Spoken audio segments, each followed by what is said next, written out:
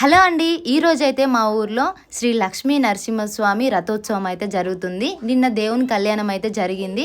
మేమైతే మిస్ అయినాం దేవుని కళ్యాణానికి. ఇవాళ రథోత్సవానికి మిస్ అవ్వద్దని తొందర వచ్చేసినాం. మేమైతే వెళ్ళేసరికి రథాన్ని అయితే అలంకరించుడు స్టార్ట్ చేసిరు. ఆలోపు మేము పక్కనున్న శివాలయానికి హనుమాన్ టెంపుల్కి అయితే వెళ్ళినాం. మా ఊర్లో శివాలయం అయితే చాలా బాగుంటది. నాకైతే ఇక్కడికి వస్తే మస్తు ప్రశాంతంగా అనిపిస్తుంది. ఫస్ట్ అయితే శివాలయంలోనైతే కొబ్బరికాయ కొట్టేసి దేవుని దర్శనం అయితే చేసుకున్నాం. తర్వాత హనుమాన్ టెంపుల్ కి వెళ్ళి అక్కడ కూడా దేవుని దర్శనం చేసుకొని కొబ్బరికాయ అయితే కొట్టేసినాం.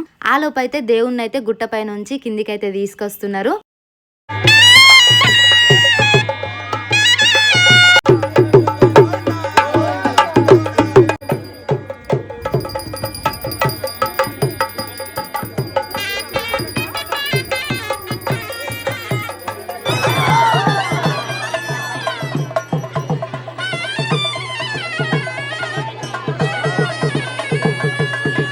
చూసిరు కదా ఎంతమంది జనం ఉన్నారో. చుట్టుపక్కల ఊర్ల వాళ్ళు కూడా ఇక్కడికి వస్తారు.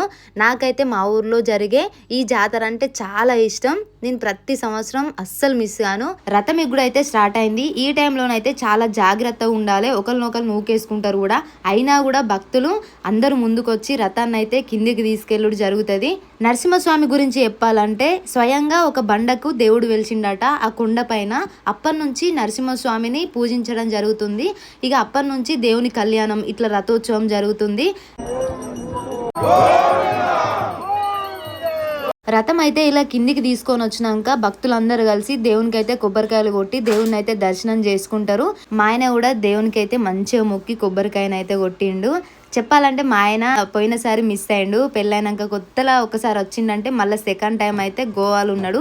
ఇప్పుడైతే మంచిగా దర్శనం అయితే చేసుకున్నాం. కంప్లీట్ అయిపోయింది. మా ఇంటి దగ్గర అత్తమ్మ వాళ్ళందరూ నాతోనైతే ఫోటోలు దిగి చాలానే మాట్లాడిరు. చాలా రోజులకు కలిసిరు.